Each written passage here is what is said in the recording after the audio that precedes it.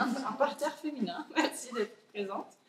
Donc nous sommes sur la 4e ou 5e conférence autour de notre exposition temporaire qui est au rez-de-chaussée. Est-ce que vous l'aviez vue? Certains l'ont pas vue? Ok, bon, c'est pas grave. Alors, en tout cas, l'exposition qu'on présente en bas qui s'appelle Masque Guélédier, le pouvoir des mères, ça concerne les masques qu'on trouve aussi derrière vous, là, les 4 grands costumes, et qui rendent hommage notamment aux femmes. Et donc, ça concerne que donc le vaudou ouest africain, Bénin et Togo. Mais aujourd'hui, notre thématique, c'est masque en Europe. Et on a eu, avec Jean-Yves Anezo, qui est guide, conférencier et écrivain, et on a eu la belle surprise d'avoir la possibilité d'accueillir Gérard Lézère, qui s'est proposé de venir, qui est historien et folkloriste, qui va lui spécifiquement parler des masques en Alsace. Et donc, au lieu d'avoir une conférence à une voix, vous avez une conférence à 2 voix. À la fin, il y aura un temps d'échange, donc n'hésitez pas à poser vos questions. Et pour ma part, je vous demanderai juste s'il y a des téléphones encore allumés de couper les sonneries. Voilà. C'est une bonne conférence et merci messieurs d'ores et déjà. Alors, la demoiselle qui vient de vous parler est administratrice du musée. Voilà. Et Anna Gonzalez, c'est vrai qu'elle ne se présente jamais à la régie, qui est chargée de communication et à la Céno. Voilà. Bienvenue. Alors, on va parler des masques en Europe. Moi, je voulais un petit peu digresser par rapport à notre exposition temporaire, parce que j'ai une amie, une connaissance qui a fait venir en Afrique des masques suisses. Des gens qui portent des masques suisses, dont on parlera tout à l'heure. Et quand ils sont allés en Afrique, ils ont été surpris par cette espèce de proximité entre leurs propres masques et les masques africains. C'est étonnant.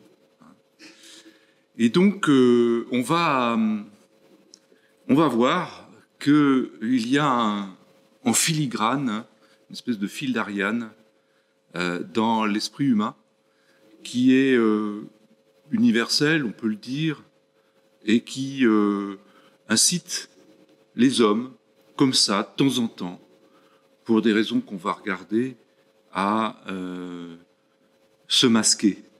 Voilà. Alors, je vais pas m'amuser à lister tous les masques qu'il y a, toutes les cérémonies masquées d'Europe, parce que là, on n'en finirait plus. On va essayer quand même de comprendre ce qui pousse les humains comme ça, sur notre continent et ailleurs, à se conformer à ces traditions. Alors, la pratique du port du masque, on ne sait pas trop pourquoi, est typiquement masculine. On trouve quand même, alors notamment en Roumanie, des femmes qui portent des masques, mais quand les hommes, le rôle des femmes dans le port dans la mascarade, on va dire, est plus un rôle d'organisation, de fabrication des masques, et puis elles participent également aux danses, aux chants, etc., à l'organisation de la mascarade. Alors ici, on voit quatre photos d'hommes masqués avec des représentations féminines. Et ça, c'est typiquement alémanique, ça. Hein. C'est suisse, autrichien et allemand. Alors les masques, vous voyez, je vous en parlais en préambule, c'est véritablement universel. Et c'est ancien, c'est très ancien. Et c'est les manifestations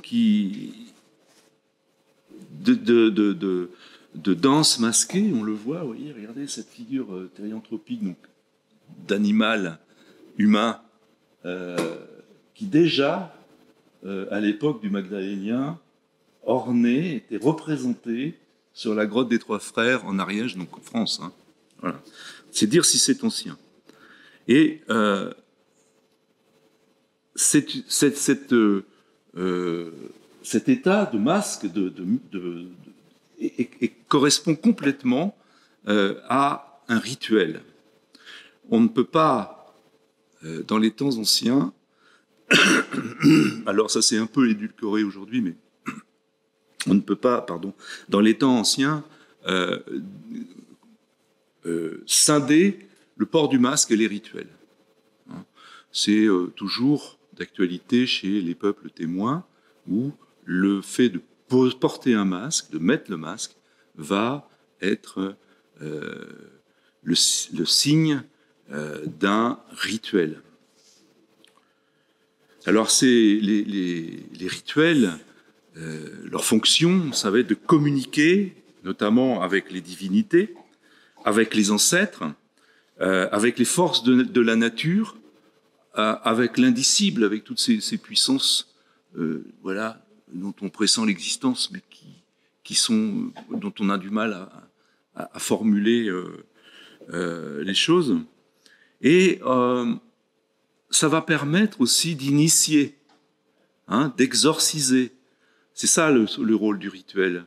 On va initier, on va signaler un changement, une mutation dans l'état de la personne ou dans l'état collectif des personnes. Et puis on va signaler la mutation d'un ordre, mutation dans un ordre commun des choses. Signaler la transformation de la nature. Ça, c'est important. C'est toujours important de nos jours. La réinitialisation de son cycle. Donc, l'idée de rituel est fondamentale. Mais qu'est-ce qu'on veut exprimer collectivement dans la mascarade ? On va exprimer la modification d'un état, et principalement d'un état individuel, modification de l'état de l'être. Je suis différent. Je vais devenir différent. Mais également, on va le voir, de transmettre une connaissance. J'étais enfant, j'ai appris à communiquer avec les dieux, et donc je deviens un homme. Je suis enfant, adolescent, et j'entre dans le monde des guerriers. Je suis quelqu'un d'autre. Donc ces manifestations qui vont transformer l'être, on peut les qualifier d'initiatiques.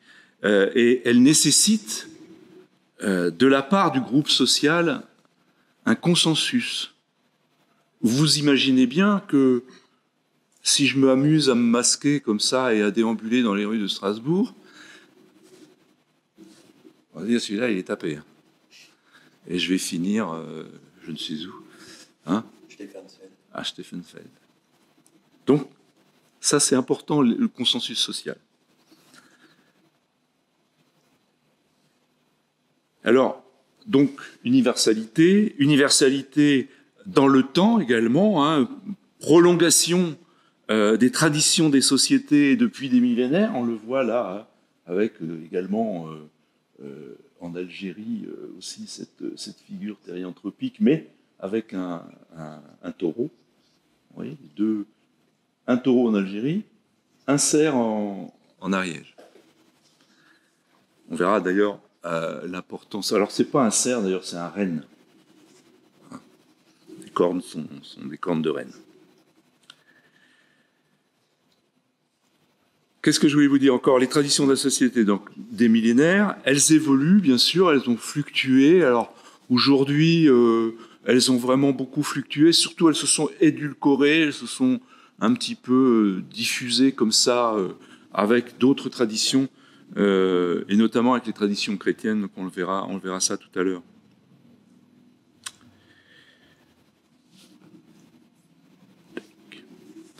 Alors, les masques, je vous disais qu'elles nécessitent un consensus social, mais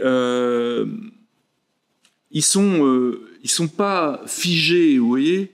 C'est-à-dire que on a l'impression que le masque vous fige dans un état particulier. Or, non.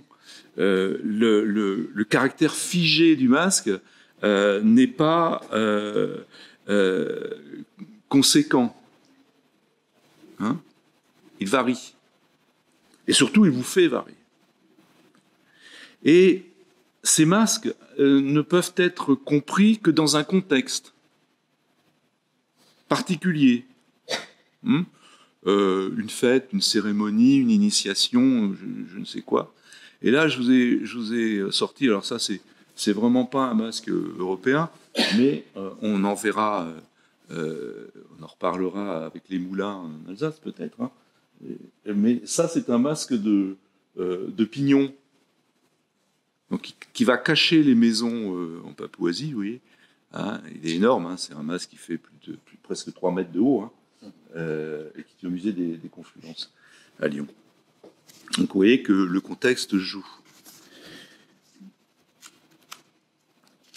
Alors, quand on parle de contexte, on parle de démonstrations qui vont entourer le masque, les danses, les chants, les déambulations, de jour, de nuit, quel groupe social va s'en... Est-ce que c'est tout le monde qui s'en occupe?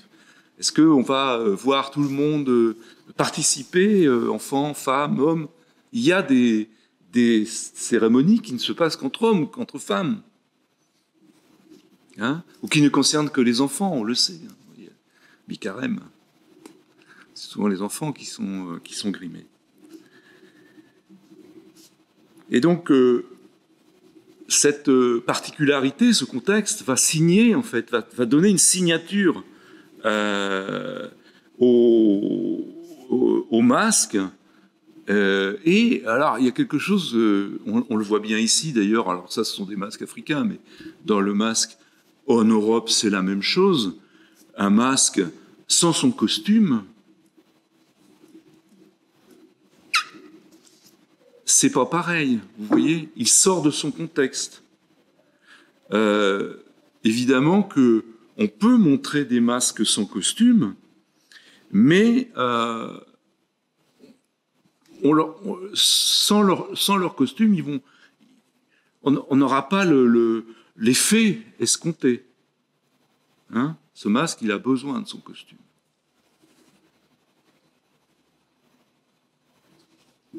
Ça va? Je vous sens super concentré, tout, ça me fait plaisir. Donc, hop, je me mélange dans mes trucs. Donc, on va essayer de se masquer pour masquer une identité, mais masquer son identité, c'est aussi quelque part un peu l'affirmer. Vous voyez? Puisque chaque groupe social va affirmer son identité avec un masque particulier. Donc, on va marquer son identité bien qu'on se masque. Vous voyez, c'est paradoxal, hein, cette affaire. Donc, c'est important de s'identifier à travers le masque. On va cacher son être, mais c'est pour en intégrer un autre. Mais cette intégration d'un autre être, d'un autre moi-même, je vais le faire en me masquant, mais je vais aussi le faire peut-être ailleurs, vous voyez. Alors ça, c'est en Europe, on ne le fait pas. Hormis en Grèce, où on va se barbouiller en noir, tout noir. Hein. Ici, chez ces peuples-là, vous voyez qu'on va se tatouer ou se grimer avec de la peinture. Hein? En France, ça se faisait. En Europe, ça se faisait. Les Celtes le faisaient, mais on ne le fait plus. C'est pour ça que j'ai un peu digressé, que je vous ai montré ces images, pour vous montrer ce que finalement on a quelque part un peu perdu. Donc voilà, peinture, grimace, scarification, parure. Dans le théâtre, on peut aussi se grimer avec la peinture. Vous vous souvenez du mime Marceau, hein, avec son masque blanc, qui était extrêmement expressif, malgré que parfois il se figeait comme ça. Hein.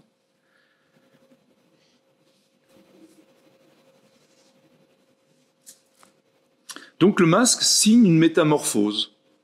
Hein, bien vu, hein. Initiation, passage, voilà. C'est une métamorphose. Le porteur du masque devient quelqu'un d'autre, un autre. Le temps du masque. Mais il devient autre également parce que le fait d'avoir porté ce masque, quelque part, le métamorphose, le transforme. Il est différent de son état initial, ok?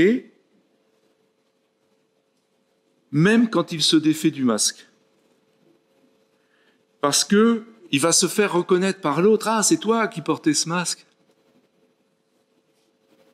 Mais à travers le masque, il va aussi observer l'autre. C'est un filtre, mais en même temps, c'est un révélateur.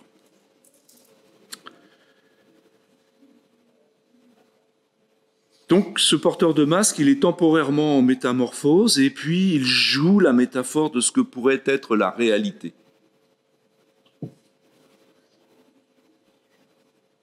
Qui suis-je? Qui me regarde? Vous voyez? Pendant cette période. On a tous, quand on était petit ou ado, ou voilà, même encore maintenant, pour participer à la vie collective, porter un masque. Et puis on s'est dit, mais tiens, je vais pouvoir regarder les autres différemment. Et les autres vont me revoir différemment. Donc le masque efface pour un temps seulement le visage de celui qu'il porte, et cette dissimulation masquée, par sa matérialité et l'organisation de son contexte, révèle et signe l'identité du collectif. Hein? Voilà, c'est le groupe, la collectivité, qui va s'identifier.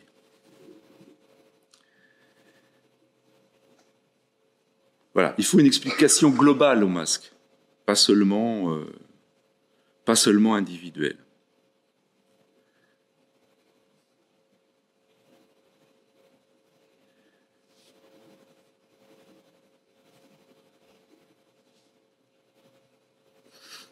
Donc on ne peut pas... vous voyez, par exemple, peut-être tu nous en parleras, du Tchegeta. On dit Tchegeta. Tchegeta. En Suisse, je vais vous en montrer tout à l'heure. On ne peut pas confondre ces masques-là avec les masques qui à Pâques des Inuits. Vous voyez ? Pourtant, leur sens profond, malgré qu'ils marquent une identité bien particulière, leur sens profond, on va le voir, est très proche.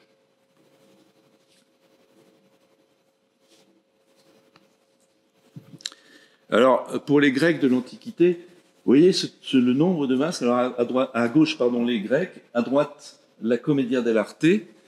On a,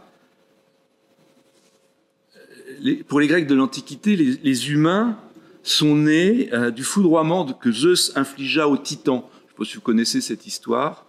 Hein, dans la mythologie grecque, d'abord, il y avait les Titans. Et puis, Zeus, comme leur comportement ne lui convenait pas, les a foudroyés. Bon. Et là, de ces foudroiements, eh bien, les hommes sont apparus. Et parce que, en fait, les Titans ont dévoré Dionysos. Je ne sais pas si vous avez déjà vu ce tableau de Goya où les Titans dévorent Dionysos. Cet héritage des Titans, il explique aussi la férocité des humains et également du fait que Dionysos s'est réintégré, a rené. Ça met en valeur la part d'ombre des humains et du Dieu. Alors, pour que cette fête, pour que cette part d'ombre soit révélée, on a organisé des fêtes, les fameuses fêtes dionysiaques. Hein. Et en Grèce, ces fêtes étaient alors complètement débridées, subversives, violentes, transgressives et joyeuses. Mais on voit bien que j'affirme l'identité de ma grécitude, si je puis expliquer, de mon hellénitude, pas comment on dit, en même temps, je fais participer les humains au mythe. Hein, je participe. Alors, pourquoi les masques ? Eh bien, parce que pendant cette fête dionysiaque, les masques permettaient aussi le mélange social. On va voir quelle importance ça a dans le carnaval. Et ce mélange social, quand les fêtes sont débridées, ça permet un tas de choses que dans le cours de la vie normale, on ne se permet pas. Alors, ça permet un mélange des classes, mais aussi un mélange des genres. Hein, c'était vraiment des fêtes très débridées. Et donc, on a dans cette histoire la nécessité, après, dans le théâtre grec, d'exprimer les différents personnages par des masques, qui expriment la colère, la joie, l'ironie, etc. Ce qui a été repris après par la commedia dell'arte. Donc égarer son être, égarer son âme. On va changer complètement là, voilà. Alors on disait tout à l'heure que ces fameux tchekata, toi tu le dis avec l'accent de Liechtenstein en Suisse. La relation de ces masques très effrayante permet l'établissement d'un contact avec les ancêtres et avec les âmes, les mauvais esprits.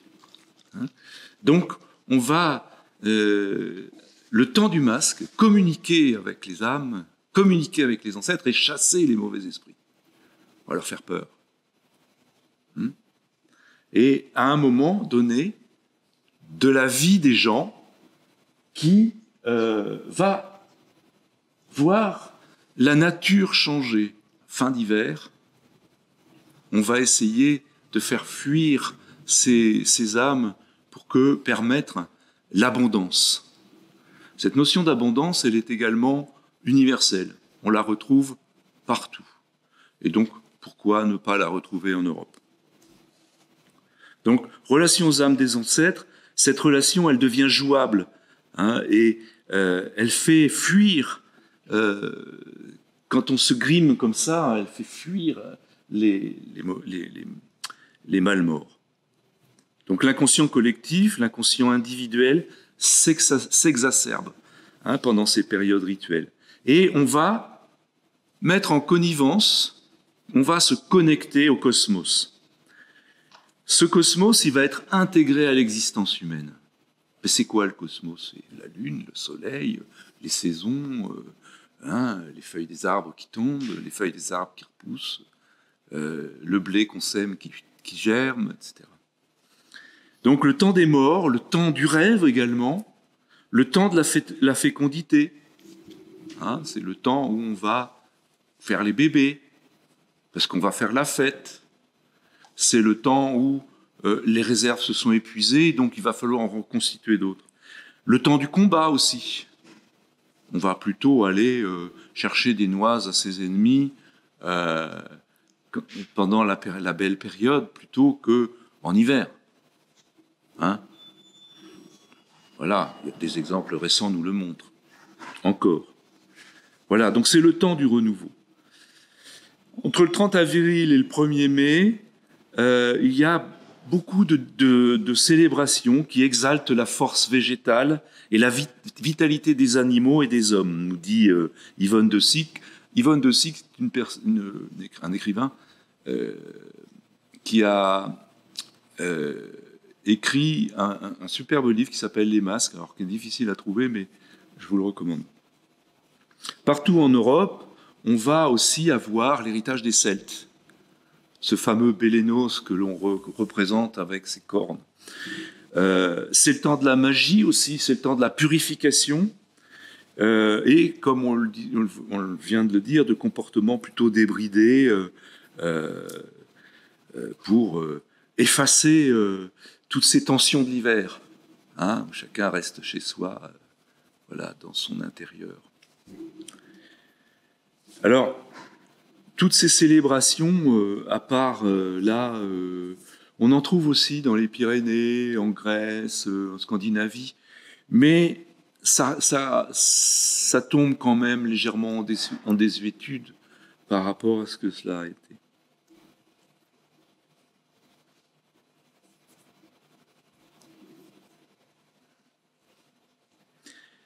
Alors les temps changent, bien sûr, le temps change parce que la Terre tourne autour du Soleil, mais le temps change également, les temps changent également parce que l'humanité a évolué.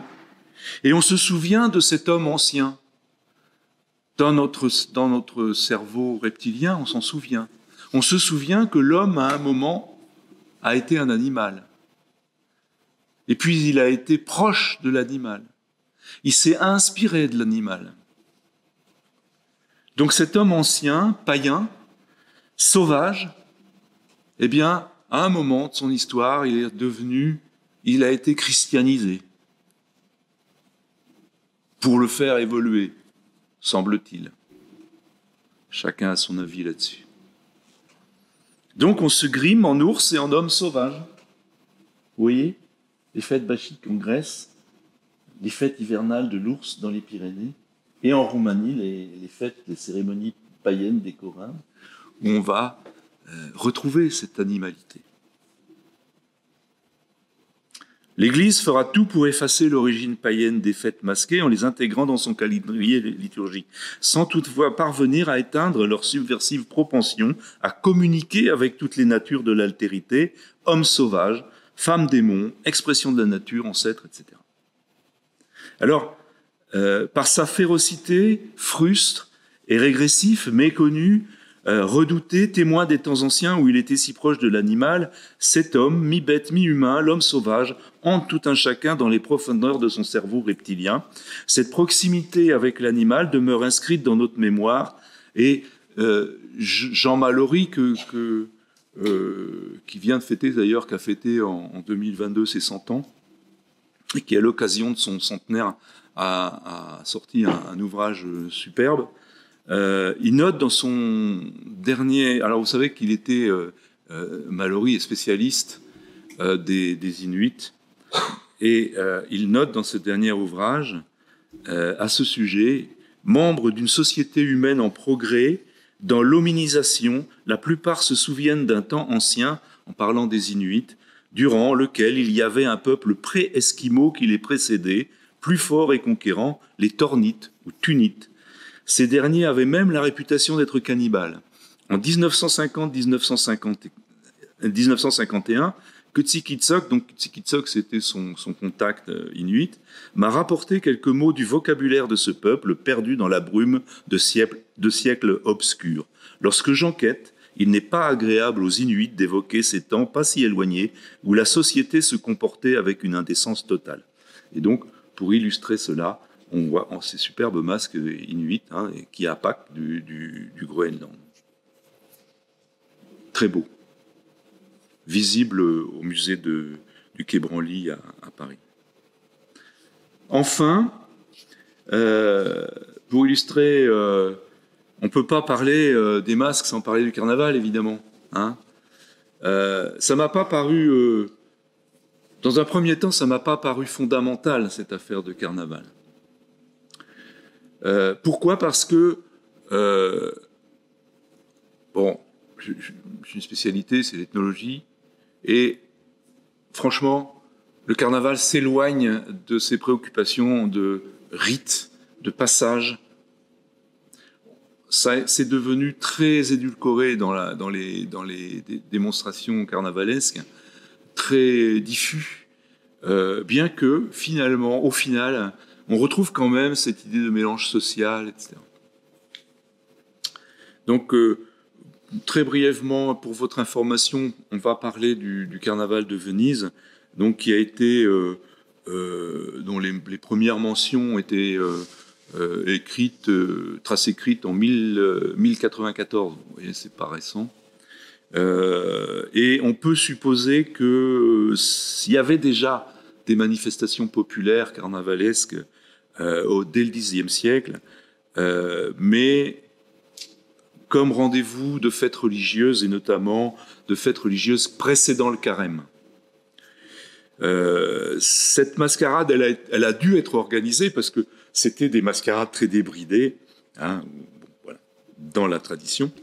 Et elle a été réorganisée, et dès le XIIIe siècle, on a institué en quelque sorte ce carnaval de Venise, avec quand même toujours l'abolition des obligations sociales entre les aristocrates et le peuple.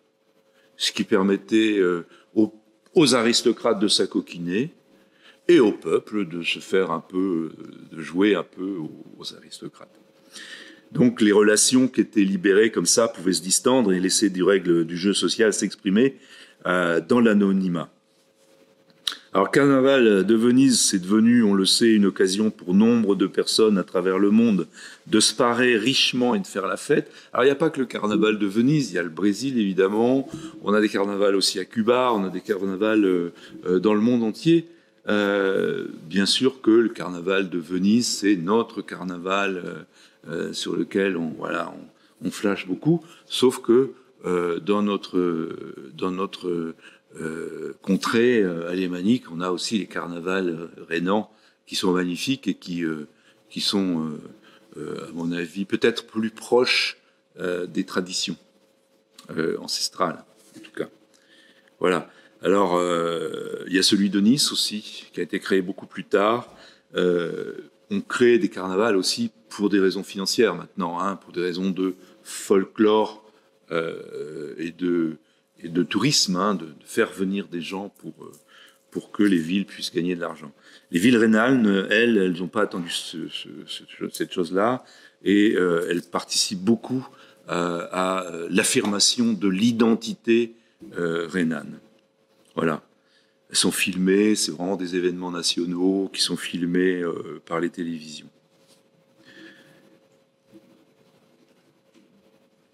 Bon, tout le monde va bien ? Alors, on va parler de la mort et de la résurrection. Puisque on voit à travers quand même toutes ces manifestations païennes, l'idée, je vous en ai très brièvement parlé tout à l'heure, je vais juste revenir dessus, du passage entre la période de l'hiver, la période de la mort, hein, la période finalement où les choses commencent, et le printemps, puis la renaissance et l'abondance. Mais je voulais juste insister là-dessus parce qu'on se rend compte que finalement, l'espérance du renouveau que l'on retrouve dans la paganité, si je puis dire, eh bien, c'est la même dans le monde chrétien. Hein, il y a un rapprochement évident entre l'espérance païenne et l'espérance chrétienne du renouveau, du passage du temps de l'obscurité au passage du temps de la lumière et de la chaleur. Voilà.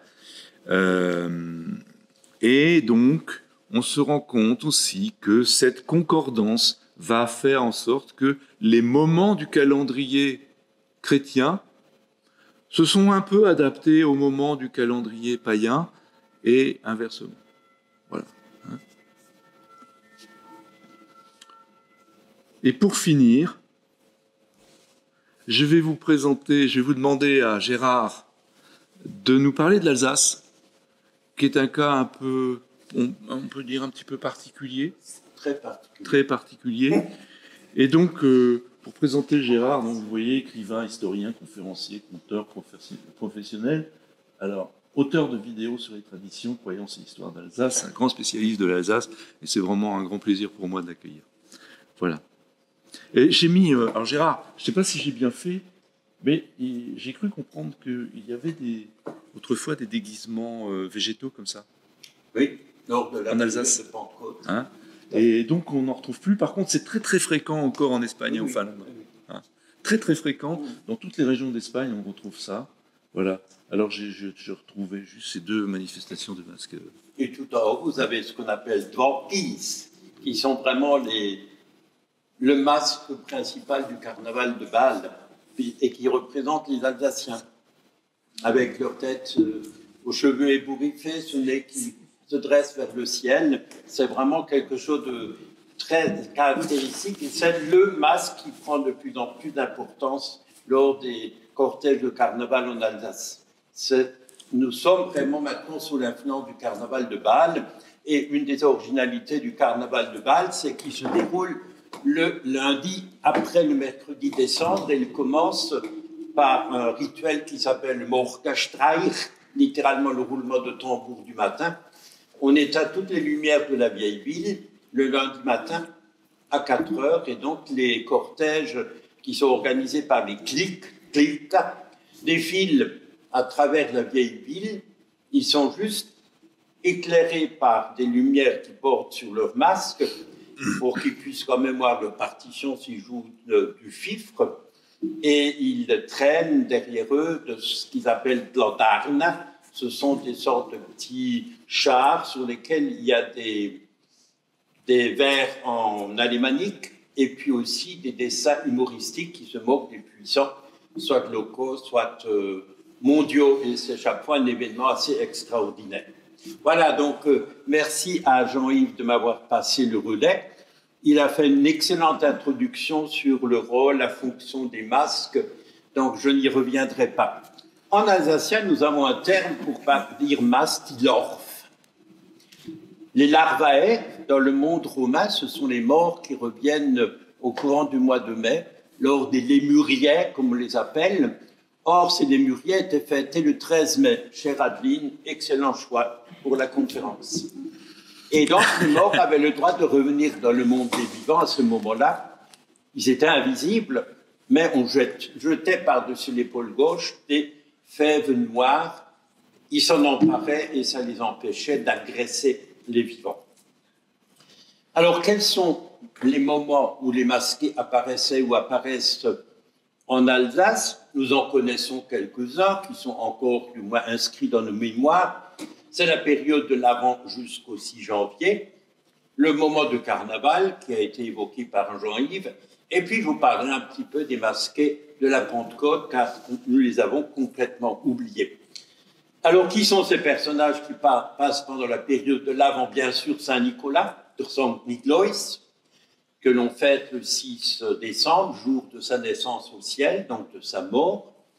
Saint-Nicolas, qui est connu dans le calendrier liturgique des monastères de l'Est de l'Europe depuis le Xe siècle, mais qui apparaît vraiment dans les documents au niveau des traditions populaires au XVe siècle avec des cortèges d'enfants qui sont habillés en anges et qui suivent Saint-Nicolas qui fait des visites ici et là aux familles. Mais Saint-Nicolas ne vient jamais seul, nous le savons bien. Alors rappelons peut-être simplement que la fonction de Saint-Nicolas, c'était de vérifier les connaissances religieuses des enfants. Ça, c'était la fonction première. Et quand il entrait dans une maison, les enfants devaient réciter une prière, montrer un petit bâtonnet sur lequel ils avaient mis des encoches et qui montrait le nombre de prières qu'ils avaient faites. Et bien sûr, ils récompensaient ceux qui avaient été très sages. Mais il y a rarement seul, il y a toujours accompagné par un personnage sombre et inquiétant que peut-être nous avons inscrit dans nos mémoires, catholiques ou protestants, c'est le fameux Hohnstrop. Hohnstrop, c'est un masqué inquiétant, effrayant, visage caché par une grosse barbe noire, alors que celle de Saint-Nicolas est blanche. C'est l'âge, c'est la sagesse, c'est la sainteté. Il porte un grand manteau, on appelait ça en Alsace un Revanchement, le manteau de la revanche. Et puis, il porte très souvent un sac sur le dos. Et il fait mine de mettre les enfants qui ne sont pas sages dans ce sac pour les emporter dans la forêt où on ne sait pas exactement où. Et bien sûr, il offre aux parents soit un martinet, soit à ruette une verge qui permet de punir les enfants qui ne sont pas sages. Alors, qui se cache derrière ce fameux Honstrop, qui porte des noms différents? Il s'appelle soit Honstrop, ça c'est la dénomination générale en Alsace, mais il peut aussi s'appeler de Rubens, celui qui porte une fourrure d'animal qui sent la fumée, tiens, c'est quand même bizarre, ou alors Torpéès, le méchant. Et dans la tradition lorraine, issue de la belle ville de Metz, il y a le père Fouettard. Mais ce qui est curieux, alors, dans le nord de l'Alsace, du côté de la belle ville de Wissembourg, on raconte que le Honstrop aurait été un seigneur, Hans von Trotta, qui a vécu à la fin du XVe siècle, il a effectivement vécu, et qui a joué de mauvais tours à la ville de Wissembourg. Entre autres, il a construit une digue sur la Lauter, et donc la Lauter ne circulait plus à travers la ville, ce qui a créé des gros soucis à tous les artisans qui avaient besoin de l'eau pour faire tourner les roues, qui actionnaient des moulins et d'autres ateliers. Et ensuite, il a cassé cette digue, et donc la Lauter a, entre autres, inondé Wissembourg. Et quand il est mort en 1504, les mamans ont dit aux enfants, si tu n'es pas sage, Hans von Trotta viendra te chercher. Et son château, c'était le Beerwartstein, du côté du Palatinat, qu'on peut toujours visiter. Mais ceci ne nous explique pas pourquoi, dans toute l'Europe, surtout centrale, il y a des personnages sombres et inquiétants qui accompagnent Saint-Nicolas lors des cortèges aux alentours du 6 décembre. Par exemple, en Allemagne, le compagnon sombre de Saint-Nicolas, c'est Knecht Ruprecht. Or, Ruprecht, c'est Robert en français, et Robert est un des noms du diable. Vous me voyez déjà venir avec mes cornes diaboliques. Et puis, il s'appelle aussi en Autriche et en Bavière Krampus. Krampus Krampfa, celui qui vient s'emparer des âmes des enfants. Ou alors, il porte un autre nom, Klaubauf. Gloya en alsacien, volé. Personnage terrifiant, avec des cornes sur la tête, avec un visage, un masque de diable qui fait vraiment peur. Et on m'a raconté récemment une anecdote, une classe d'élèves alsaciennes est partie du côté de Salzbourg et ils ont eu droit à une visite de Krampus, mais les enfants ont poussé des cris de panique tellement ils ont eu peur. Et c'est vrai qu'actuellement, avec l'influence de Facebook et de tous ces outils médiatiques, on crée des masques qui sont absolument terrifiants. Et donc, ce sont des personnages qui sont inquiétants. Alors, qui sont-ils? Le Honstrop apparaît au XVIIIe siècle dans les archives, apparemment on n'en parle pas, 1737 dans le comté de Hanau-Lichtenberg. Que signifie son nom? Hans, c'est Jean, prénom commun en Alsace, Ronzi, Ronschong. Mais Trompa ou Trompa, ça signifie marcher pesamment en faisant beaucoup de bruit. Moi, du côté du Palatinat, ça s'appelle Stompes. Stompfa, c'est marcher pesamment. Eh bien, tout simplement, c'est le diable. Le diable, c'est un masqué, bien sûr, qui représente l'obscurité. Il représente les angoisses de nos prédécesseurs. N'oublions pas qu'on n'avait pas l'électricité comme aujourd'hui. En hiver, quand les nuits sont longues, eh bien, on s'éclairait avec des bougies, donc on était entouré d'obscurité. Et dans cette obscurité, il y a toutes sortes d'êtres inquiétants, dangereux qui circulent. Jean-Yves l'a très bien évoqué. Et donc, c'est tout simplement le diable qui accompagne Honstrop et qui accompagne Saint-Nicolas et qui exerce une sorte de pression sur les parents comme sur les enfants pour qu'ils apprennent bien leur catéchisme, pour qu'ils ne se retrouvent pas en enfer après leur mort. Mais ce Honstrop fait partie de ces masqués de l'hiver, monde des morts, l'enfer, la nuit, tous ces êtres étranges qui circulent entre le jour et la nuit et dont nos prédécesseurs avaient grandement peur. Les protestants vont inventer un autre masqué, c'est le Christkindl. En effet, en 1570, les documents des archives de Strasbourg nous le disent clairement, eh bien la décision est prise de supprimer les marchés de la Saint-Nicolas et de les remplacer par le Christkindlesmarkt, qui porte bien son nom, qui existe toujours à Strasbourg. Donc 1570, et à partir de ce moment-là, on va dire que c'est le Christkindl qui vient apporter des cadeaux aux enfants et non plus le Saint-Nicolas. Et la tradition de remettre les cadeaux va être déplacée du 5 décembre au soir au 24 décembre au soir. Et à partir du XVIIIe siècle, il y a un personnage habillé de blanc. C'est une jeune femme habillée de blanc qui passe de maison en maison, accompagnée ou non par le Hornstrop. Et dans certains cas, elle porte une couronne de bougies sur la tête, mais dans la plupart des cas, elle porte une couronne en carton doré, ou alors peut-être une couronne avec des branches de sapin. Et elle est donc la messagère de la bonne nouvelle de la naissance de Jésus la nuit de Noël. Alors, qui est-elle, cette femme? Parce que c'est quand même un petit paradoxe. D'un côté, l'enfant Jésus, c'est un garçon, et le Christkindl, là, c'est une jeune fille. Alors, on y a vu soit l'influence scandinave de la Sainte Lucie, qui est fêtée le 13 décembre, et qui apparaît effectivement en Scandinavie sous la forme d'une jeune femme qui porte une couronne de bougies sur la tête. D'autres y ont vu le souvenir peut-être d'une fée qui passait en cette période de l'année.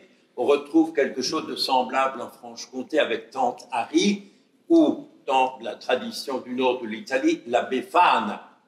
En tout cas, c'est un personnage étonnant, étrange, mais c'est simplement une messagère, c'est un ange qui vient annoncer à tous la bonne nouvelle de la naissance du Sauveur la nuit de Noël. Aujourd'hui, ces personnages-là, Saint-Nicolas, Hornstrop, Christkindl, sont remplacés par un personnage qui nous vient des États-Unis et qui s'appelle Father Christmas, le Père Noël, Weihnachtsmann. C'est une création américaine qui a été exportée chez nous après la Première Guerre mondiale. On sait exactement comment le personnage a été créé suite à un poème d'un pasteur américain qui habitait à New York, qui s'appelle Clement Clark Moore, qui a écrit un poème pour ses enfants et qui s'appelle A Visit of Santa Claus. Et ce Santa Claus, il le décrit comme une sorte de petit lutin avec un joli petit ventre rond, de jolies pommettes rouges, donc tout à fait gentil, inoffensif par rapport à Hornstrop et ses personnages sombres et inquiétants. Et il le fait passer par une cheminée pour apporter les cadeaux aux enfants. Et surtout, il se déplace dans un traîneau tiré par 8 rennes. C'est lui qui invente de toutes pièces cette image-là. Et ensuite, un dessinateur allemand du nom de Thomas Last, originaire de Landau, va s'installer à New York et lui va le dessiner, va le faire vivre, habiter au pôle Nord, et il va créer ainsi le personnage du Père Noël qui va envahir, comme nous le savons tous, l'Europe après la Première Guerre mondiale. Autre période de présence des masqués, c'est bien sûr la période de carnaval que nous appelons en alsacien Fastnacht, la nuit d'avant le carême.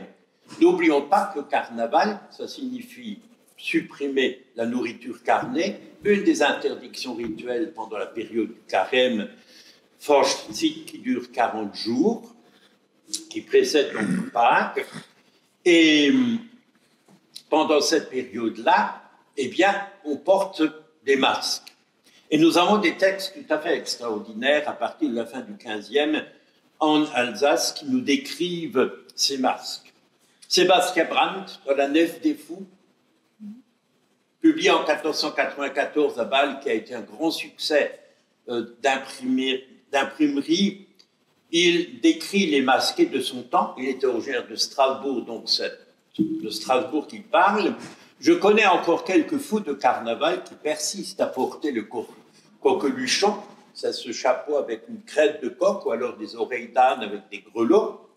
Et quand le temps saint commence, Ils dérangent ainsi chacun. Ils racontent qu'ils entrent dans les églises et qu'ils noircissent de suite les visages des personnes qui sont en train de prier. Une partie noircit son visage, ils se déguisent entièrement et courent partout selon la manière des masqués. Ils préfèrent noircir leur visage et se couvrir de suie comme un charbon. Jean-Yves en a parlé auparavant, nous avons vu l'image de ce masqué grec avec le visage noirci par la suie. Vous le voyez à gauche, voilà à quoi ils ressemblaient nos fous, entre guillemets, de carnaval, dit Narren, à la fin du 15e, début 16e siècle. Et très souvent, le Honstrop est aussi décrit avec un visage noirci avec de la suie. Donc, un des plus vieux masques, si l'on peut dire, connus. Geiler de Kaiserswerth parle également de ces fous, disait Narren, pour s'en moquer et bien sûr pour critiquer la tradition, parce qu'il estime qu'elle n'est pas conforme à l'enseignement de l'Église. Nous avons aussi l'évocation, dans un des sermons de Geiler tout à fait remarquable, la femme sauvage de Geispolsheim. Wild webt von Geispitze. De quoi s'agit-il? Ça se passe le lundi de Pentecôte. En effet, les habitants de Geispolsheim avaient l'habitude de faire une grande procession qui les menait jusque dans la cathédrale. Vous vous rendez compte, ça fait quand même un certain nombre de kilomètres. Et devant cette procession, il y avait une femme habillée de lichen et de mousse, celui qui le raconte, qui dansait.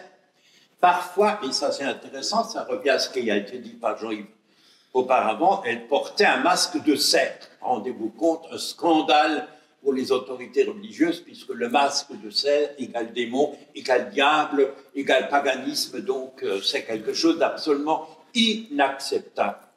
Et elle dansait. Il y avait des joueurs de cornemuse, il y avait des joueurs de tambour, tout ceci criait bien sûr une grande animation en ville quand ils entraient en ville pour aller ensuite dans la cathédrale, et cette femme dite sauvage, Wild de Geispolsheim, dansait évidemment, et cela créait des troubles. Il y avait même un côté érotique forcément, parce qu'elle était peu habillée, juste couverte de lichen et de mousse, ce qui criait beaucoup de désordre. Et Geiler a demandé aux autorités de la ville d'interdire cette coutume, mais le conseil, le magistrat de la ville a toujours dit non, nous maintenons cette coutume parce que c'est une coutume populaire. Donc, vous voyez, intéressant aussi de voir la lutte entre Geiler, qui représente le discours de l'Église, et puis les autorités qui savent, ils ont aussi besoin de soutenir ce genre de tradition. Il nous décrit aussi une autre tradition très intéressante, parce qu'il est le seul à la mentionner. Geiler de Kaiserswerth a grandi dans la jolie ville de Kaiserswerth, puisque son père, originaire de Schaffhausen en Suisse, a été tué, enfin gravement, mortellement blessé par un ours dans les vignes d'Ammerschwil. Et c'est le grand-père de Geiler qui l'a élevé. Alors il raconte la chose suivante. En tant qu'enfant, j'ai vu ceci. J'ai assisté à un étrange rituel qui avait lieu le mercredi décembre. Les femmes des communes de Kaiserswerth, Klinsheim et Sigolsheim se retrouvaient en forêt, donc cachées au regard, prononçaient un serment, alors lequel malheureusement il ne le dit pas, en posant la main sur la pudenda d'un homme déguisé en ours. Pudenda sur le sexe, littéralement, d'un homme déguisé en ours, qui portait le nom de Maigre Berchi. Berchi Berzo, le petit ours. Rappelons-nous les images, là, vous voyez l'ours qui est représenté. Eh bien, donc, il y avait une tradition en Alsace où les femmes posaient leurs mains sur le sexe de cet homme ours. Vous savez qu'il y a une sorte de parallélisme entre l'homme et l'ours. Là, on dit que l'ours est un homme justement sauvage, qu'on va raser pour qu'il devienne un homme dit civilisé. Et l'ours, quand il sort de sa tanière, c'est le symbole du printemps. Généralement, il sort de sa tanière le 2 février, la chandeleur.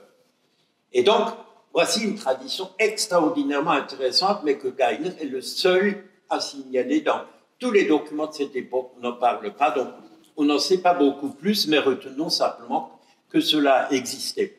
Enfin, nous avons dans les archives de Strasbourg d'extraordinaires descriptions des cortèges des corporations qui avaient lieu en période de carnaval. C'était une manière pour les corporations qui dirigeaient la ville, eh bien, de montrer leur puissance, de leur savoir-faire, mais aussi leur pouvoir. Voilà, en 1538, la corporation des tailleurs a fait sa danse des arceaux. Ils étaient tous peinturlurés en noir comme les morts, pas M-O-R-T-S, mais les morts, ce sont ceux qui habitent dans l'extrême sud de l'Espagne et en Afrique du Nord. Ils portaient des coiffes noires, tricotées, et des foulards noirs autour du cou, et des chemises blanches avec des serviettes nouées, et ils avaient des... J'arrive plus à lire, je fais une faute de frappe, peu importe. Ils avaient des bandes avec des grelots autour des genoux. Donc, bruit, cortège, danse, déguisement. En 1556, le doyen du chapitre de la cathédrale, Jean-Christophe de Zimmern, a organisé un cortège masqué dans sa cour dans la rue des Juifs. De nombreux nobles et des personnes bien en vue de Strasbourg y ont participé. Intéressant à souligner, vous savez qu'on distinguait autrefois deux types de carnaval. Celui qui précède le mercredi des cendres, c'est dit Hera-Forsenort, le carnaval des seigneurs, des nobles et des bourgeois. Celui qui suit le mercredi des cendres, c'est dit Bura-Forsenort, le carnaval des paysans. La plupart en tant que cavaliers. Et que portent-ils comme habit? Ils avaient tous des chemises blanches et des coiffes noires en soie devant le visage et portaient des bonnets de bain et dans la main un long fouet de paysan. Ils sont accompagnés par un joueur de cornemuse et un joueur de chalumeau. Jean Le Meilly. L'utilisation de soie noire pour les coiffes tricotées est une nette allusion à une classe supérieure qui peut se le permettre. En l'an 1605, une autre description. Le 11-12 février, les ébénistes ont organisé une comédie avec leurs épouses. Une comédie, c'est-à-dire une sorte de hutte qu'ils ont fabriquée sur un char. Et à l'intérieur, il y avait les saisons de l'année, les 12 signes du zodiaque et ce que l'on fait tous les quarts de l'année. Il y avait également un homme sauvage, on retrouve le thème de l'homme sauvage, une femme sauvage et un paysan. Ils ont fabriqué une très grande image en bois et l'ont installée sur un char qu'ils y ont aussi ajouté. De même, un bateau dans lequel il y avait un château. Leurs habits étaient tous en copeaux de bois, chapeau, plumes, habits. Enfin, Johann Fischart, un de nos grands écrivains qui a traduit en langue allemande de l'époque le Gargantua de Rabelais, Die Geschichtsliterung, décrit également les traditions de carnaval de son temps. Et c'est ainsi que nous allons courir, danser, faire des duels, lutter, nous déguiser, porter des masques, mener le roi à bec, donc un masqué qui porte un bec, porter des masques de diables, de moines, de femmes, avec des fantômes et des queues de feu. Et il écrit encore ceci, on va se noircir lors du mercredi des cendres, se déguiser, se noircir avec de la suie, ou mettre de la craie sur le visage, se promener nu, couvert d'un filet, couver des fous, narren, nora priatla. On se promène sur de longues échasses avec des ailes et de longs becs. Ils veulent être des cigognes. Donc, on a même des masqués qui se promènent sous la forme de cigognes, c'est étonnant.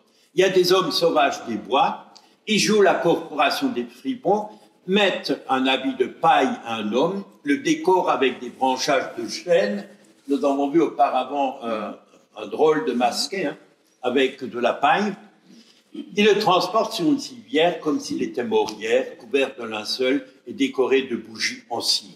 Donc, voilà des allusions à des cortèges étonnants avec des masqués qui portent des masques très particuliers.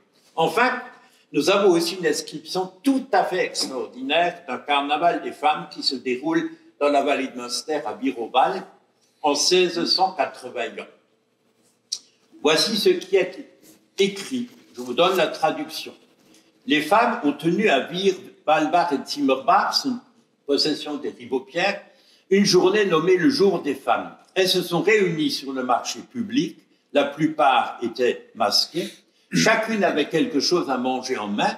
L'une un pot plein de viande, une autre avec des légumes, une autre encore de la viande rôtie sur une broche en bois, d'autres encore autre chose à manger. Elles ont pris du vin de la cave commune, qui a été porté en 2 tonnelets sur un cheval, qu'une femme masquée portant des grelots conduisait. Elles ont mangé sur la route principale, ont cuit des beignets, et les voyageurs de passage devaient danser avec elles autour du bouc. Chaque boulanger et chaque restaurateur devait leur donner une miche de pain. La commune leur a donné également 12 gulden, avec lesquels elles ont acheté un grand bouc et l'ont décoré. Une des femmes l'a décoré avec des grelots. Donc, vous voyez, les grelots reviennent très souvent. Et ce qui est quand même étonnant, elles achètent un bouc, elles vont danser autour d'un bouc, ce qui nous rappelle les sabbats des sorcières. Et là, nous sommes juste tout à la fin de la période de la chasse aux sorcières, puisqu'elles vont s'arrêter en 1682 suite à une décision de Louis XIV en son conseil à Versailles. Puis, elles se sont rendues avec des musiciens au Meierhof, où le Meyer, gérant, a dû leur donner du beurre. Les hommes ne devaient pas se faire voir jusqu'au soir. Elles ont fait toutes sortes d'exactions et ont brisé les fenêtres. Donc, elles devaient être complètement saoules. Ce fut le 24 février 1680. C'est un texte tout à fait exceptionnel de précision. Et il a été immédiatement, la tradition a été immédiatement interdite, sous peine de payer une amende en sous. Mais retenons le fait que les femmes, elles achètent un bouc, qu'elles vont l'habiller de grelots, qu'elles vont danser autour de lui, elles vont inviter les hommes de passage sur la route à danser autour de lui, probablement rite de fertilité. En arrière-plan, peut-être aussi une allusion aux représentations de sabbat de sorcières. Heureusement pour elles, nous sommes tout à la fin de la période de chasse aux sorcières, sinon elles auraient pu être poursuivies pour sorcellerie. En tout cas, elles n'ont pas été poursuivies, simplement la tradition, la coutume a été interdite. Et on sait qu'en Alsace, jusqu'au début du XXe siècle, il y avait une tradition qui était respectée les lundi, mardi, mercredi qui suit le premier dimanche du carême. Les femmes s'installaient dans les auberges et c'est elles qui prenaient possession de ce lieu de convivialité des hommes pendant une journée. Et si un homme entrait, parce qu'il oubliait tout simplement que c'était le jour des femmes, il était obligé de leur laisser son chapeau et ne pouvait le récupérer que contre force bouteille. C'est pour ça que je porte ma casquette de peur de devoir payer après force bouteille. Hein. Non, il fait peur, tu vois. Oui. Voilà. Il y a quelque chose qui subsiste de cela, c'est le bal des veuves. C'est très présent dans le Haut-Rhin. Des communes, des associations organisent les bals des veuves. Eh bien, ce sont des bals, tout simplement, mais ce sont les dames qui mènent le jeu. Et elles portent un loup. Donc, ce masque couvre une partie du visage, les yeux, de telle manière qu'on ne les reconnaisse pas. Certaines portent des masques plus élaborés. Mais la règle veut qu'à minuit pile, on ôte le masque. Alors, certaines personnes m'ont dit, oui, il y avait parfois de sacrées déceptions. Parce que des messieurs commençaient à flirter avec certaines dames et finalement c'était leurs épouses. Voilà. Enfin, il existait aussi des masqués de la mi-carême. Lors de la mi-carême, ça et là, masqués entièrement habillés en paille, iltis, le putois, dans le sungo, accompagnés d'un groupe de jeunes hommes qui le maîtrisent, car il est attaché avec des chaînes, donc il faut le maîtriser, sinon il va faire un malheur dans les poulaillers.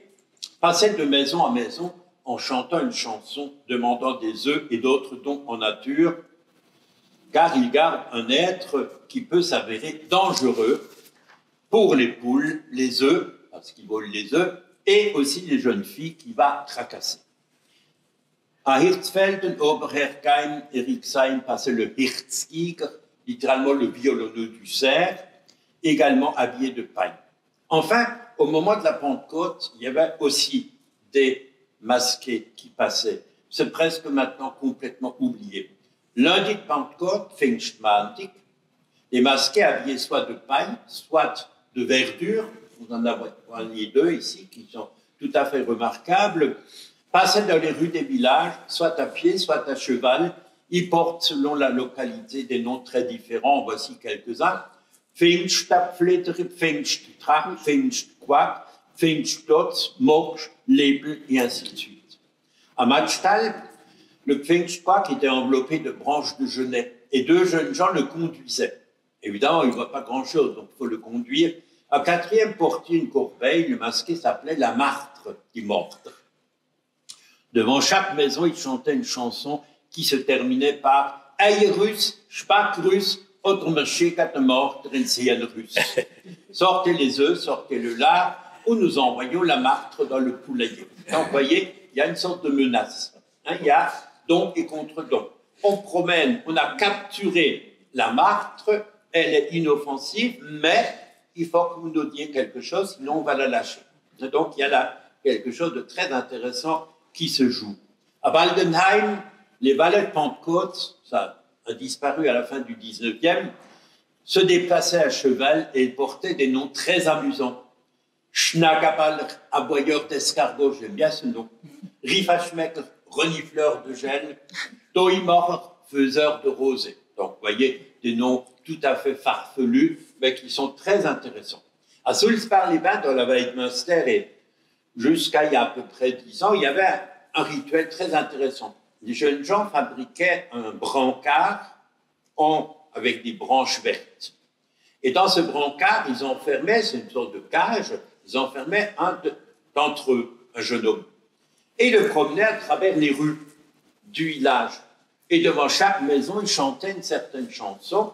Le Pfingstapflitteri haben wir gefangen. Nous avons capturé le Pfingstapflitteri. Littéralement, le Flitteri, c'est normalement le dernier, le plus petit oiseau de la couvée, celui qui a toujours froid, qui tremble. On dit encore aujourd'hui, quelqu'un qui a rapidement froid, on dit Pfingstapflitteri. Et donc, on a capturé ce personnage qui est enfermé dans cette hutte et il demandait bien sûr une petite récompense. Et au bout d'un moment, le personnage enfermé dans la hutte s'enfuyait discrètement et la hutte était jetée dans le ruisseau qui traverse le village, le fameux Krebsbach. Enfin, terminons notre promenade à travers les traditions alsaciennes en revenant à la période de l'Avent et de Noël. Ça et là, à Waldenheim, dans la vallée de Münster, a existé une tradition qui est maintenant complètement oubliée. Elle a disparu après 1945. Moi, j'ai encore connu des anciens qui m'en ont parlé. Le Christkind a été accompagné par un masqué qui portait un masque d'âne. Alors, c'était soit un jeune homme, soit 2 jeunes gens qui portaient un masque d'âne, qu'on appelle PKS ou PKS. Ils portaient des chaînes très lourdes et ils faisaient beaucoup de bruit à l'entrée des maisons pour effrayer les enfants qui prenaient peur. Donc, ce n'était pas le Hans Drop, mais c'était le PKS, le PKS. Et c'est intéressant parce qu'il y a des parallèles en Suisse, dans le pays de Bade. Parfois, ce sont des jeunes gens qui portent un masque de chèvre. Donc, là, nous retrouvons en relation avec des rituels et des masqués qui sont liés à l'hiver, à l'obscurité, au retour des morts dans le monde des vivants. On est toujours dans cette problématique-là. À la fin du XVe siècle, pendant cette période particulière que sont les 12 jours intercalaires qui vont du 25 décembre au 6 janvier, Kleine la petite année, ou encore die Loostai, les jours pendant lesquels le sort de chaque mois est décidé, qui relie le Noël d'Occident au Noël d'Orient, les archives citent les cortèges de la pêche à Strasbourg, qui commençaient le 28 décembre, jour des Saints Innocents. Pêche est selon toute vraisemblance une allusion à Frau Perchta, liée au 6 janvier. C'est une sorte de fée qui passe à un certain moment de l'année entre Noël et le 6 janvier et qui est l'équivalent de Frau Holle, c'est la patronne des âmes des enfants à naître qui se trouvent dans les profondeurs de la terre. Pendant cette période, le temps ordinaire est ouvert sur le grand temps, in illu tempore, pendant lequel, dans la mythologie germanique, eh bien, les morts avaient le droit de revenir hanter le monde des vivants. En Autriche et en Bavière, les masqués portant le nom de Perchten passent de maison en maison. Il y a de beaux Perchten, il y a de laids Perchten. Ils peuvent faire peur, Mais là où ils dansent sur un champ, on est convaincu que le champ va porter beaucoup de fruits au moment des récoltes. Des adultes et des enfants se promenaient avec des poetsen, c'est le nom aussi qu'on utilise pour désigner les masques, poetsa. D'ailleurs, en alsacien, on dit encore pour un épouvantail, il y a poetsabummel. Donc, poetsa, c'est un terme pour désigner le masque. Ils se rendaient dans les églises et demandaient des dons en nature comme des saucisses et du pain. Mais cette coutume a été très vite réprimée par les autorités civiles comme religieuses et elle a disparu alors qu'en Europe centrale, Bavière, Autriche et dans les pays slaves aussi, on trouve ces personnages qui s'appellent évidemment en slave différemment, mais en allemand ce sont des Perchten qui vont passer en cette période de l'année. Et pour terminer, vous voyez ici un masque un peu particulier qui s'appelle la Gleiakotzer, un dégorgeoir de moulin. Alors, ce Gleiakotzer a une double fonction. D'abord, c'est de là doit sortir la farine. Une fois qu'elle a été moulue, on tient le sac et la farine se déverse par cette gueule ouverte. Mais cette gueule ouverte, qui peut être extrêmement effrayante, a aussi pour fonction de chasser les démons. C'est ce qu'on appelle un rite apotropaïque, un rite de protection, puisqu'on avait peur constamment que les mauvais esprits, diables et compagnie, eh bien, essayent de s'emparer des biens des humains pour leur faire du mal. Et si vous promenez en Alsace, vous voyez sur certains poteaux corniers des masques grimaçants. Ce sont aussi des masques de démons qui ont pour fonction de chasser les démons, parce qu'il faut que vous sachiez que les démons n'aiment pas du tout se voir représentés. Ils ont peur de leur propre représentation. Et c'est pour ça que, par exemple, on pouvait faire cuire le diable autrefois s'il venait vous tracasser à la maison en prenant un miroir et en lui montrant son propre visage, alors il prenait peur et il s'enfuyait. Voilà donc une rapide évocation de quelques masques qui ont été présents en Alsace et je vous remercie de votre attention.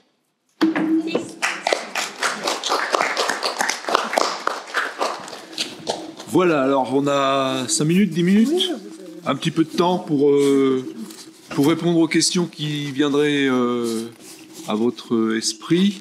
Vous avez un petit peu de temps pour y réfléchir, parce que c'est vrai que comme ça, à chaud, c'est toujours un peu difficile.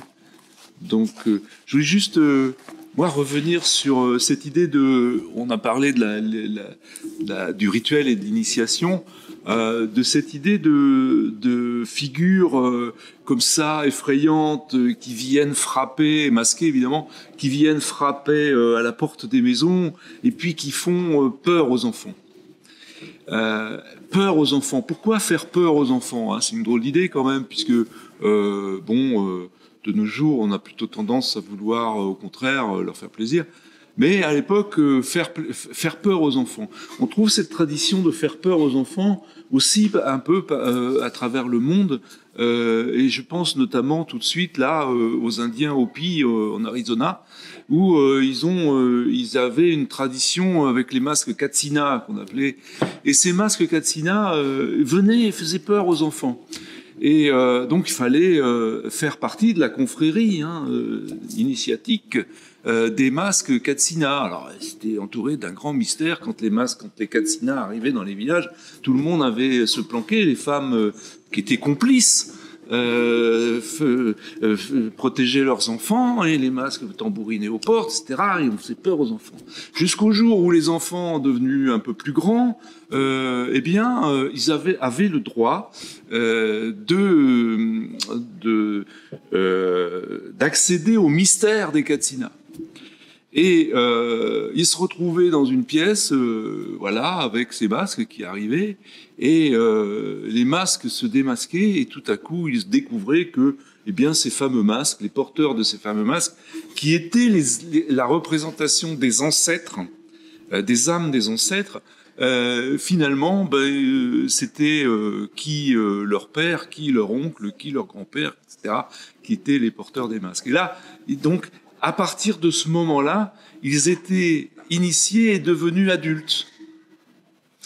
Si vous réfléchissez bien, ces masques alsaciens qui arrivent, qui font peur aux petits, aux enfants, le jour où ces enfants participe, alors je ne sais pas comment ça se passait, mais participe à la confection des masques au mystère, était ouvert, donc voilà, au mystère de ces masques qui arrivaient, qui leur faisaient peur, eh bien, ils devenaient adultes. Là, on est vraiment dans le rite de passage et d'initiation. Voilà ce que je voulais faire comme rapprochement entre ces deux endroits du monde qui sont quand même très éloignés.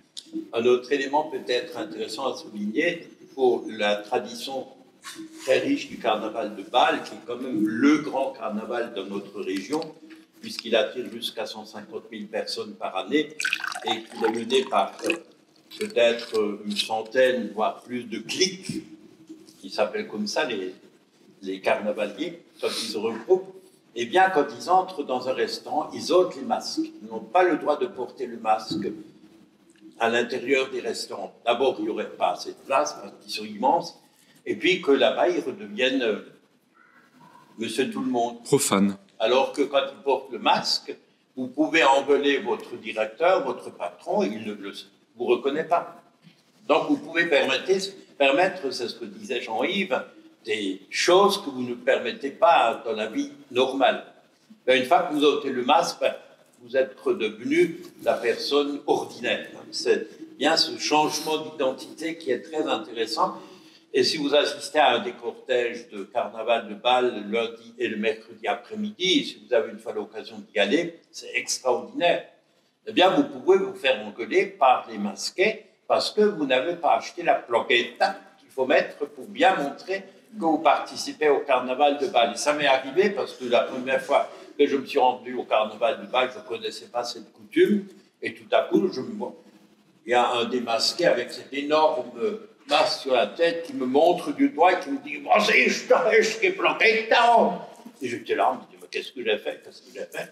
Et j'ai eu droit à une énorme dose de confetti sur la tête. Et quand je suis rentré à la maison, je me suis secoué de partout. Il y a même des confettis qui sont tombés de mon slip. Ça pour dire que j'ai été bien emballé. Vous avez des questions ? Je vous parlais tout à l'heure de cet ami suisse qui a accompagné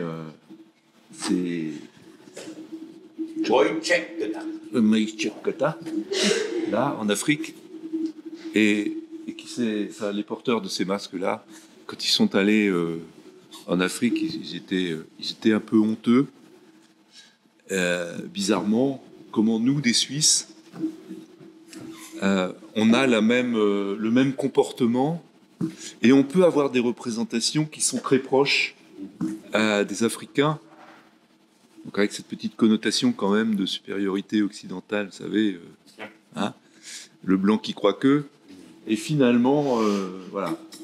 Moi j'ai été très impressionné par ces masques lorsque je les ai vus pour la première fois en photo. J'en ai jamais vu en réalité, mais je pense que je vais tout faire pour essayer d'en voir en réalité. Oui, il faut aller dans le Lechita. Oui, c'est ça. Alors, le nom même de Wojciech, que signifie-t-il? Roi, c'est roir, la fumée, parce que souvent ils sentent la fumée. Ouais. Et puis Tchekta, c'est simplement qu'ils portent des peaux d'animaux, on voit bien à gauche, tout particulièrement. Et donc, ça donne un côté tacheté. Ça signifie ceux qui sont tachetés et qui sentent la fumée. Et donc, ce sont des sortes de personnages terrifiants qui sortent à la fin de l'hiver. Voilà, on est véritablement dans le symbole d'abord du renouveau, de la bestialité, c'est-à-dire de l'animalité complète qui renvoie aux ancêtres, un cerveau reptilien, là où l'homme était très proche des animaux. Que ça renvoie également, alors c'est très riche comme masque, parce que ça renvoie aussi à l'idée, comme tu disais, de l'hiver où dehors on peut entendre des bruits étranges, on suppose que des mauvais esprits rôdent à l'orée des forêts, autour des fermes, et il faut absolument faut s'en protéger. Ce qu'on faisait d'ailleurs en plantant des haies, ça c'est un autre sujet. Ce qui est aussi intéressant à souligner, évidemment, c'est devenu maintenant une attraction touristique. Puisque beaucoup de gens veulent voir ce fameux Roïtchek Keta. Et maintenant, c'est le tourisme qui porte la tradition, alors qu'avant, la tradition existait avant le tourisme. Mais c'est souvent le cas dans beaucoup de pays. Oui, oui, c'est ce qui risque d'arriver à nos amis Egoun et Glédé d'ailleurs. Est-ce que c'est un bien, est-ce que c'est un mal quand une tradition... Ce qu'il faut quand même dire par rapport à ces traditions masquées, alors moi je regrette qu'en Alsace on n'ait plus cette tradition masquée, on l'ait perdue, notamment avec les feuillus, là, ces gens-là. Ça doit quand même être sympa de voir des gars comme ça déambuler dans les rues des villages. Mais ce qui est important, vous voyez, c'est de se souvenir du pourquoi, en fait. Pourquoi ça a existé, pourquoi ça existe encore, même si le folklore et le tourisme reprend le dessus. Voilà. Est-ce que c'est pas tout simplement parce qu'on ne croit plus? Alors, je ne sais pas s'il y a une notion de croyance, en fait, dans cette affaire-là.